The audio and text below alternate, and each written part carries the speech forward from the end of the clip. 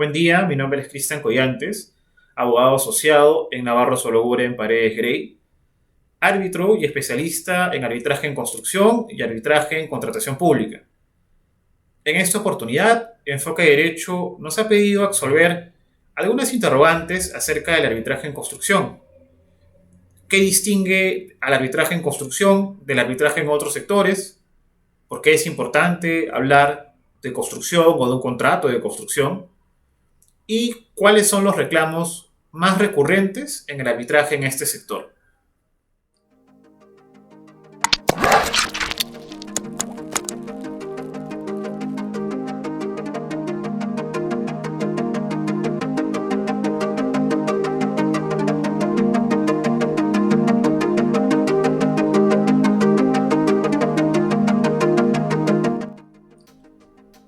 Para hablar del arbitraje en construcción, tenemos que ir un paso hacia atrás para hablar primero sobre construcción. ¿Qué es y por qué es importante? Y para ello, como idea base, diremos que construir es una actividad inherente al ser humano. El ser humano, desde que es lo que es, construye. Y ello se ha acreditado a través de la historia, desde la antigüedad hasta la historia contemporánea. Umberto Podetti, un autor muy reconocido en el sector, en su obra El arbitraje en construcción, señala que el hombre se ha dado a conocer desde sus orígenes por medio de sus obras, a través de sus obras. Y es que proyectar y ejecutar obras es una de las principales actividades del ser humano. Ya posteriormente la construcción fue entendida, digamos, como una empresa colectiva y todas las personas y o grupos que intervienen en ese proceso de construcción, en ese proceso constructivo, empiezan a actuar de manera organizada, siguiendo un plan previsto previamente. Y así precisamente es como surge el contrato de construcción. Actualmente, diría yo, el contrato de construcción es quizás el contrato más importante después del contrato de compraventa, precisamente por su importancia dinamizadora dentro de la economía.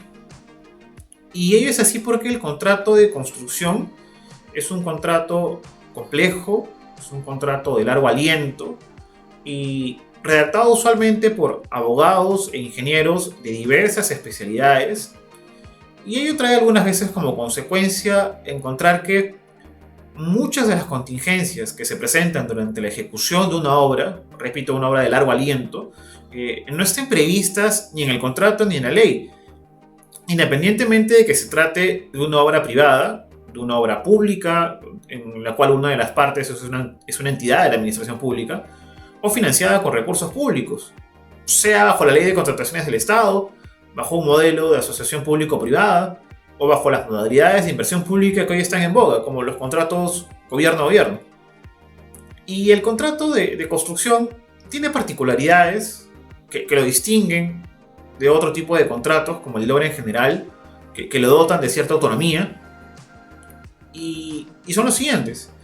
Usualmente se trata de contratos en los que la ejecución está establecida o está prevista a través de empresas constructoras, está a cargo a través de empresas constructoras que muchas veces son de diferentes países, que tienen know-how distintos, con la intervención de diferentes profesionales, cada quien con un rol particular, supervisores, inspectores, residentes, con riesgos específicos, asignados bajo un sistema de entrega de proyecto, el muy famoso y conocido en el sector construcción Project Delivery System, que no es otra cosa que la asignación de riesgos a cada uno de los sujetos intervinientes en un proyecto, en la cual se determinan labores y riesgos concretos, ¿no? Como el propietario, el proyectista, el constructor, el contratista, el administrador, el gerente, entre otros.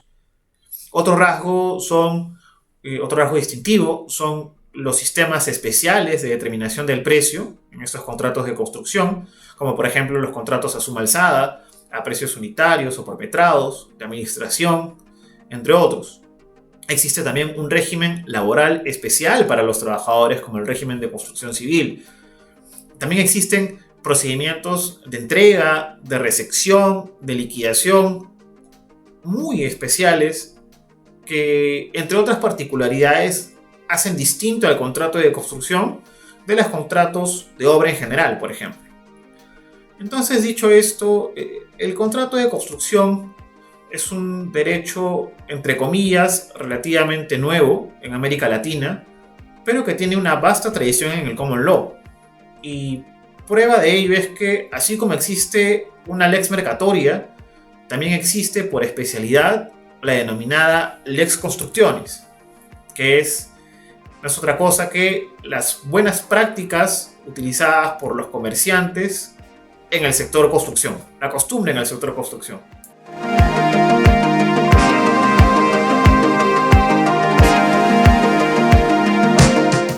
¿Qué distingue el arbitraje en construcción del arbitraje en otros sectores, en otras ramas? ¿Qué características tiene? Miren, existe un reporte del año 2019 de Queen Mary University que estudia este tema y anota como principales notas distintivas del arbitraje en construcción respecto del arbitraje en otros sectores. Por ejemplo, el alto contenido técnico y fáctico que involucra, y esto se da por el número de partes involucradas, la duración del contrato y el tipo de construcción que se ejecuta. Hay muchos hechos que acontecen, ¿no? Muchos hechos involucrados que contar a los árbitros. Y es por ello que en este sector a los árbitros no se les puede contar un pedacito de la historia, sino que para ponerlos en autos, para informarles, hacer de su conocimiento qué fue lo que sucedió durante la ejecución de toda la obra y de los reclamos que se pretende probar, acreditar, es primordial, antes que el derecho, narrar los hechos de la mejor manera posible. Y esto puede ser en algunas ocasiones muy complejo. En primer lugar, porque no es lo mismo hacer un colegio que hacer una carretera. No es lo mismo instalar un sistema eléctrico o un sistema de agua contra incendio en un condominio que ejecutar un montaje electromecánico en una refinería, por ejemplo. Y ello muchas veces es muy difícil de explicar a los árbitros. Y es allí donde entra otra característica muy importante que explica este reporte del 2019 acerca de las características del arbitraje en construcción, que es la gran cantidad de pruebas. Y esta es una especialidad en el que el dicho de las partes y sus alegaciones en realidad importan muy poco si no están debidamente acreditadas. En los arbitrajes en el sector de construcción hay que acreditar los daños, hay que acreditar demora, hay que acreditar pérdida de productividad, defectos en la calidad de lo construido. Entonces, este tipo de reclamos no suelen ser fáciles de acreditar. Y es por ello que el registro contemporáneo de lo que sucedió en la obra es vital. ¿Y a qué me refiero? Es vital que un demandante o un demandado, cuando reconviene, cuente con la mayor cantidad de documentos que acrediten los hechos en los cuales sustenta sus pretensiones. Correos electrónicos, cartas, request for information, índices de productividad, reportes semanales, reportes mensuales, tareos. En este tipo de arbitrajes no basta con reclamar algo, sino que tienes que acreditar el daño en el tiempo que se generó, si ese daño se incrementó o no, si reclamaste o no ese daño, si te reservaste el derecho a reclamarlo, cuál fue la curva, ¿no? de este daño durante la ejecución de la obra, qué grado de afectación tuvo. No basta el dicho de las partes. Y este reporte contiene muchas otras razones que distinguen al arbitraje en construcción del arbitraje en otros sectores. El monto en disputa, el número de reclamos que acontecen, los reclamos concurrentes, árbitros que no son abogados. Usualmente en los arbitrajes en este sector se requiere bastante el apoyo, son usualmente designados como árbitros ingenieros, no solamente abogados. También surgen problemas de acumulación y consolidación dentro de los procesos arbitrales. Esto es por la cantidad de partes, a veces los subcontratistas, los financistas que entran a tallar también. Problemas acerca de la ley aplicable, entre otros.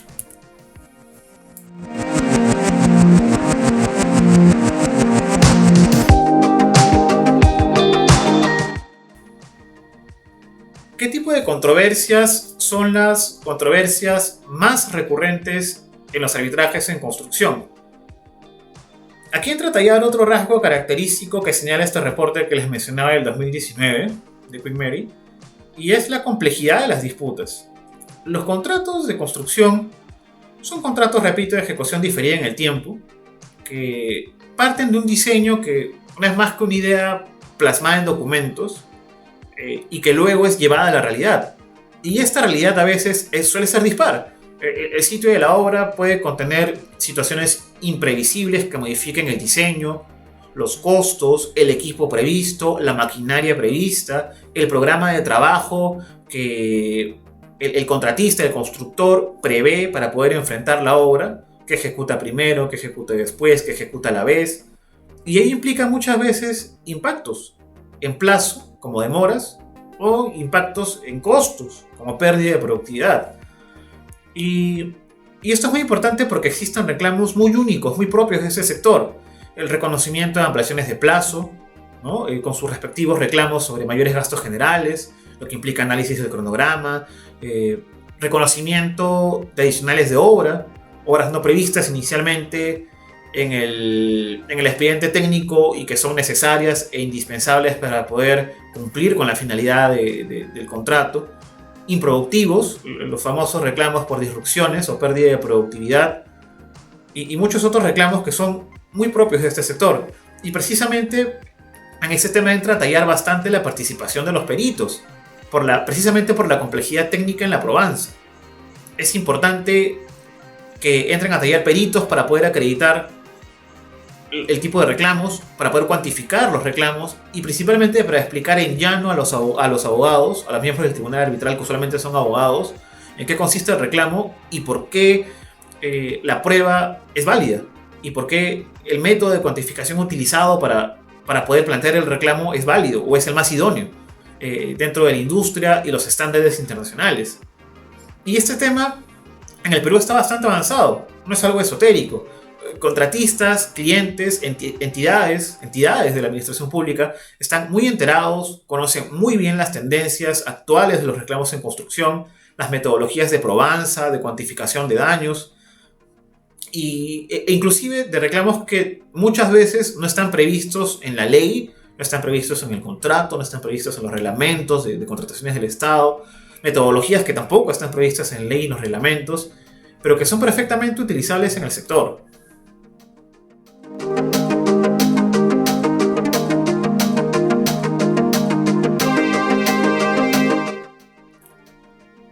Y precisamente, el soft law tiene una incidencia muy importante en este tipo de arbitraje. La costumbre y las buenas prácticas tienen alta relevancia en el sector construcción. Se aplican como soft law prácticas, métodos, estándares de la industria internacionalmente reconocidos para la ejecución de proyectos. Por ejemplo, los modelos de contrato FIDI, elaborados por la Federación Internacional de Ingenieros Consultores, los contratos NEC, ¿no? Recientemente hemos tenido una experiencia bastante importante con la utilización de los contratos NEC en los Juegos Panamericanos, en la construcción del proyecto de los Juegos Panamericanos, y ha sido exitoso. De hecho, la ley muchas veces no prevé un método de cuantificación de daño, por ejemplo, y entonces te vas al protocolo de Delay and Disruption del Reino Unido, ¿no? El protocolo de demoras y disrupciones, que es soft law. No está recogido este protocolo ni por remisión en absoluto en nuestro ordenamiento jurídico, pero dentro de las prácticas, las buenas prácticas en el sector, es usual recurrir a este tipo de protocolos, a este tipo de soft law. Si, por ejemplo, uno desea una definición de holgura, no la vas a encontrar en la norma local. Entonces puedes ir a las prácticas de la Asociación Americana de Ingeniería de Costos, la AACE, por sus siglas en inglés, y lo encuentras. Entonces, y eso es muy usado dentro de los arbitrajes, para informar de mejor manera a los tribunales arbitrales en qué consiste la controversia, ¿no? por la especial tecnicidad que esto requiere. Y aterrizando un poco a nuestro ordenamiento jurídico, De hecho, el Código Civil peruano autoriza la recepción de las buenas prácticas en el sector construcción. Conforme a la regulación del contrato de obra, esta se ejecuta conforme a la forma y al plazo del contrato, y en su defecto, en defecto del contrato de la costumbre. Es decir, para el contrato de obra, primero está el contrato, en su defecto está la costumbre, después del contrato viene la costumbre, y luego viene todo lo demás, el resto de normas aplicables. Y una situación similar sucede en el sector público de construcción. También se reconoce el uso de modelos contractuales de uso estándar internacional a través de proyectos especiales de inversión pública, como por ejemplo los contratos NEC, los FIDIC, los SENA, inclusive, ¿no?, estos modelos japoneses. Y ello también se ha visto dentro de la propia ley de contrataciones del Estado y su reglamento, en el cual se reconoce expresamente la posibilidad de utilizar modelos contractuales de uso estándar internacional para la ejecución de proyectos de construcción pública. Y esto es importante porque son algunas ideas que nos permiten entender que la costumbre, las buenas prácticas y los estándares internacionales ya han sido asumidos, ya han sido recogidos en el sector privado hace mucho tiempo, al menos hace 20 años, y en el sector público recientemente y con éxito. Y esto es muy importante porque permite recoger estas buenas prácticas en el sector construcción, permite elevar el estándar para poder cerrar esa brecha de infraestructura de la que adolece desgraciadamente nuestro país. Y es por eso que me parece importante y positivo que el sector público haya adoptado esta política pública de recoger, de adoptar, de importar las buenas prácticas internacionales en el sector construcción. Pero bueno, estas son algunas ideas para entender de manera muy sucinta, por supuesto, qué es el arbitraje en construcción, qué lo distingue del arbitraje en otros sectores y cuáles son los reclamos más importantes sobre el particular y, por supuesto, la injerencia y la importancia del soft law dentro de esta clase de controversias. Muchas gracias a Enfoque Derecho y será hasta una próxima oportunidad. Un abrazo.